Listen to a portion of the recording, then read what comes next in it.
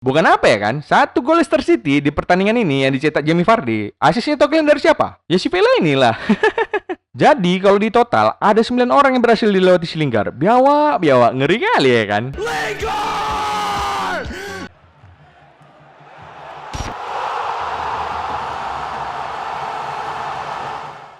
Oke kawan-kawan, hari ini aku mau cerita sedikit lah tentang Lord kebanggaan kita semua, si Lingardinho. Oh, udah pengen kali kalian dengar kisah abang kita ini cemana ya kan? Slow kalian, ku ceritakan pelan-pelan. Tapi sebelum itu, selamat tahun baru lah buat kita semua ya kan? Cemana? Udah naik berapa kilo kalian? Udah lenyap lah nastar mamak kalian semua ya kan? Memang kalau kalian lah nyusahin mamak kalian aja kerja kalian. Anyway, sebelum kita bacoti si Lingard, aku mau ngasih tahu sama kalian tentang platform Nogol ini ya kan. Kalian kalau mau nengok jadwal pertandingan, live score, live stream, hasil pertandingan, sampai klasemen terupdate ada di Nogol ini. Bayangkan kalian, lebih dari 1.600 liga dan cup sepak bola di lebih dari 140 negara yang ada di dunia ini bisa kalian tengok di sini. Dan yang paling aku suka, tampilan di versi PC maupun versi handphonenya sama-sama paten. Kalian pun yang baru buka pasti nggak akan bingung nengoknya. Pokoknya untuk platform live score terbaik di Indonesia ini udah jelas lah, Nogol. Linknya udah aku taruh di deskripsi ya kawan-kawan, dijamin 100% gratis. Gak perlu kalian ngeluarin duit THR kalian di sini. Jangan lupa ya, abis kalian nonton video ini, langsung aja kalian klik link yang aku taruh di deskripsi biar kalian bisa tengok-tengok platform Nogol yang paten ini. Oke, kita lanjut ya. Jadi si Lingard ini kan lahir 15 Desember 1992 di Warrington. Tahu kalian di mana Warrington? Pokoknya jumpa simpang, kalian belok kanan. Nanti ada Indomaret. 15 tahun lagi lah kalian jalan kaki ke utara. Sampailah kalian. Sampai ke surga tapinya, teper kecapean. Kalau dihitung-hitung, berarti umur dia ini udah 28 tahun. Hah? 28? Ah udahlah, asik itu aja dibahas ya kan. Jadi dia dari bocil bukan cuma diminati sama akademi Manchester United aja. Akademi Liverpool pun sore kali nengok bakat anak ini. Tapi akhirnya dia lebih milih main buat MU.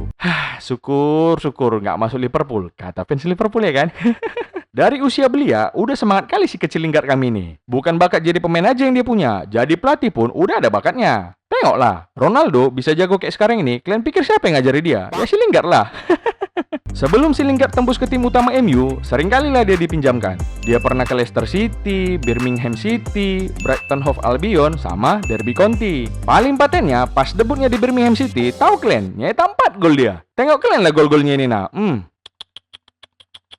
Kok gampang-gampang kali ya? Alah, lawan komputernya kau ini bang, aku lah kau. Itu pun yang level beginner. Olah 0-0, hati-hati 0. Mulutmu, biawakmu. Selo lah bang. Cuma kalau aku tengok-tengok, udah dari dulu nampak bakatmu jadi Lingardinho ya bang. Selebrasimu ini pun udah sama macam Ronaldinho aku tengok ya kan. Tapi masa kejayaan si Lingard ini dimulai waktu final Piala FA Cup musim 2015-2016 lawan Crystal Palace. Masuklah dia sebagai super sub menit 90-an ya kan. Pas extra time dibungkam si Lingard lah Barcelona cabang London dengan first time yang macam ini. Ciamik kali ya. Itulah, pede kali pulanya kalian joget di depan dancer terbaik dunia. Apa nggak dijogeti dia nasib kalian? Puncak karirnya si Lingard ini waktu dia dilatih sama Mourinho. Bukan apa ya kan, gak banyak pemain yang cocok dengan Mourinho. Dan mungkin si Lingard ini pemain ke-14 juta yang terpikirkan bakalan cocok dengan Mourinho ya kan. Tahu lah kalian Mourinho, kompor kali bibirnya. Tapi ternyata sama Mourinho pula dia yang cocok ya kan. Terbukti pas Community Shield jumpa juara Liga Inggris Leicester City, soloran si Lingard tahu kalian. 1, 2, 3, 4, 5, 6, 7 orang dilewati dia. Tambah anak ini satu lagi, 8 orang. Tambah lagi si Vela ini berdiri pula dia di sini. Yang mungkin bisa aja gagalin solo gol dia ini. Bukan apa ya kan? Satu gol Leicester City di pertandingan ini yang dicetak Jamie Vardy. Asisnya totalnya dari siapa? Ya si Vela inilah. Jadi kalau di total ada 9 orang yang berhasil dilewati si Lingard. Biawak, ngeri kali ya kan? Lingard! Do not even! Bukan cuma itu, waktu lawan Watford pun pernah dia bikin gol soloran macam ini. Sap, widih, sedap kali ya kan? Do not even! Lingard! No. Do not even! Makanya aku ketawa-ketawa aja nengok Son dapat puskas musim ini. Kalau gini aja dapat puskas, si Lingard udah 2 golnya bisa dapat puskas. Sisanya gol ke puskesmas lah, cedera terus. Itulah kurasa kenapa dia disebut Lingardinho ya kan. Soloran sama, selebrasi sama. Nasib aja yang beda kayaknya. Si Lingard masuk Liga Malam Jumat, Ronaldinho pernah masuk penjara. Habis itu, si Lingard juga bawa MU juara EFL Cup yang sekarang namanya Piala Kerbo. Nyetak gol juga dia di situ, tahu kalian? Liga malam Jumat musim itu juga mereka menangkan, walaupun cuma jadi runner-up di Liga Inggris musim 2017-2018.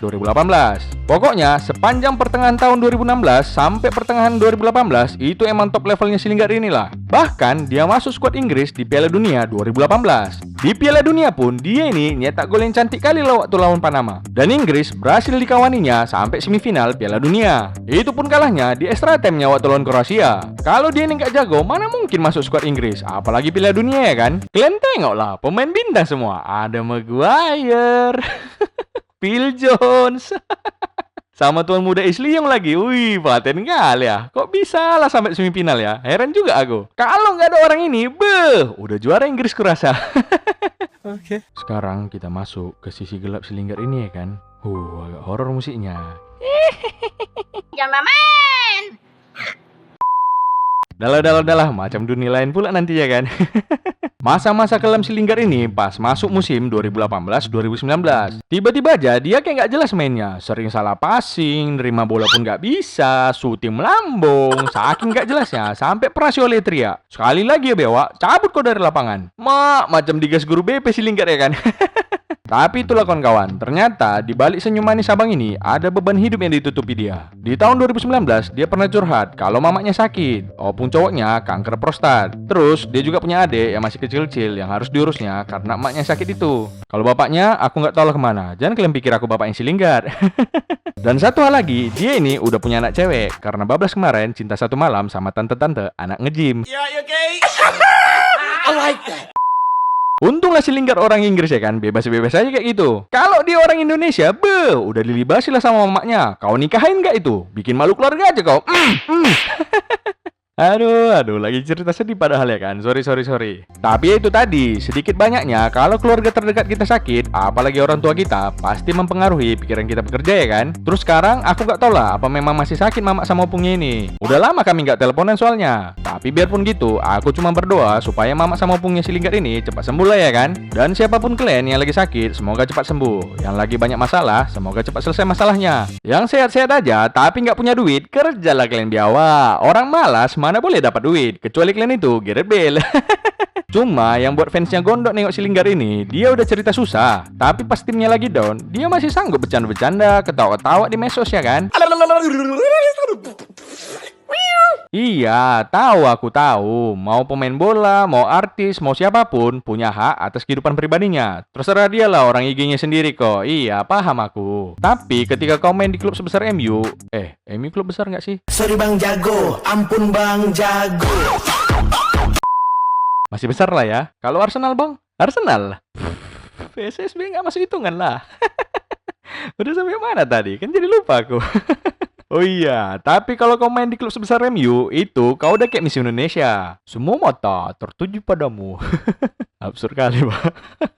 Jadi, ketika timmu kalah, tapi kau masih sanggup bercanda-bercanda, bukan malah latihan lebih keras buat bisa perform lebih baik, mana lah bisa diterima fans yang kayak gitu. Winning mentality yang diperlukan. Emang, nggak bisa tiap saat kita menang. Pasti ada kalahnya. Tapi yang terpenting, gimana kekalahan itu bisa kita jadikan sebagai cambuk buat performa kita lebih baik lagi. Itulah kenapa Ronaldo disukai fans Juventus. Messi, ini nggak masuk hitungan. Bruno disukai fans MU, Henderson disukai fans Liverpool. Ya karena winning mentality tadi. Dia nggak mau kalah orang ini besar kali. Itulah yang dibutuhkan biar fans tetap respect sama pemain yang membela klub kesayangannya meskipun kalah. Mungkin pindah klub ke yang lebih kalem bisa jadi solusi buat ngurangi tekanan itu. Meskipun kita sama-sama tahu Lord kita ini mana terbelit ya kan. Iya. Tapi kenapa aku bilang kayak gitu? Tengoklah si Vela ini. Dulu habis diejek-ejek dia. Sekarang mana ada yang peduli dia main di Sandal Luneng ya kan? Si Smalling yang 11-12 sama Phil Jones sekarang udah jadi tembok inti di AS Roma. Tapi kalau Ultraman bacot, jangan harap lah. Klub udah bagus, masuk dia, makin dihancuri. Terus ada beberapa dari kalian yang bilang, Bang, kasihan lah si Lingard bang, jangan diejek-ejek, dia beban hidupnya banyak. Wih, bukan gitu point of view-nya kawan-kawanku. Profesional itu penting, dia digaji 100.000 pound seminggu. Tahu kalian berapa itu? Hampir 2 miliar tau kalian. Seminggu aja kerja nggak kerja dia dapat 2 miliar. 2 miliar kalian belikan rokok, fogging satu kota Medan pun bisa. Belum ada pernah ku tengok orang hidup susah dengan gaji 2 miliar seminggu, belum ada. Terus yang lucunya, datang kita di sini yang nyari makan aja mesti kerja keras, malah mikirin orang lain yang bergaji 2 miliar. Udahlah, mending tanya aja sama diri kita sendiri. Sudahkah kita hidup lebih baik dari Linggar hari ini? Belum. Nah, kalau belum, ya udah kerja bagus-bagus biar kita bisa nikmati hidup. Jangan pula jadi kita yang pusing mikirin orang lain, padahal sekarang kita pun jadi bebannya buat keluarga kita. Cocok kalian rasa? Bungkus. Jadi gini weh, emang uang nggak bisa membeli kebahagiaan dan keluarga adalah harta yang paling berharga. Aku sama sekali nggak ngejek si Linggar atau lord kita yang lain karena keluarganya sakit, bukan. Seorang pemain bola itu dijudge dari seberapa bagus dia main bola. Seorang penyanyi dijudge dari seberapa bagus suaranya bernyanyi. Gitu juga dengan YouTuber. Orang mana peduli mau sebesar apa masalah pribadimu, kesehatanmu, kayak mana rumitnya proses nyari ide konten sampai editing, orang mana mau tahu. Yang penting Videonya kapan keluar bang? Aku mau besok bang. Isinya nggak penting, udah upload Isinya terus. nggak penting. Upload. Ingat, Nggak usah yang ingat, penting-penting. isi nggak penting, yang penting konsistensi. tiba ntar diikutin maunya buat sering upload, tapi kontennya nggak memuaskan. Ah, nggak menarik pun. Tak apa lucunya. Nggak mendidik lagi. Konten apaan cuman ngebacot aja. Kan biawak. Lagian, mungkin si Linggar ini nggak semenderita yang kita bayangkan. Buktinya aja dia masih bisa melucu-lucu macam ini. Berarti kan sebenarnya dia masih bisa ngatasi masalahnya sendiri. Emang kadang lucu-lucu manusia ya kan. Hal serius dibecandain, tapi hal bercanda diseriusin. Si Linggar udah besar bos, bukan wonderkid lagi dia.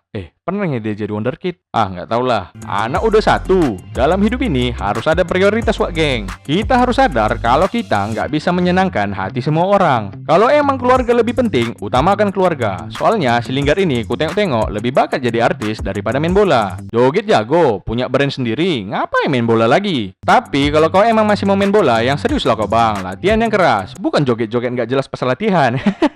Asismu pun sedikit kali ku tengok. Adam Johnson aja yang udah di penjara 3 tahun masih lebih banyak asisnya di Liga Inggris dari kau bang. Udah rindu juga kami nengok gol-golmu lagi. Bukan apa ya kan, biar ada yang kami ingat dari kau bang. Macam si Firmino lah contohnya. Dia dikenal dengan istilah gol nggak nengoknya. Masa kau nanti kami ingat dengan istilah tengoklah nggak gol. Sekarang ku tanya lah sama kalian ya, seandainya kalian di posisi si Linggar sekarang ini, apa yang kalian lakukan? Coba kalian tulis di komentar. Tapi aku nggak setuju juga nengok harganya sekarang. Masa di situs transfer market dibilang harganya 10 juta euro?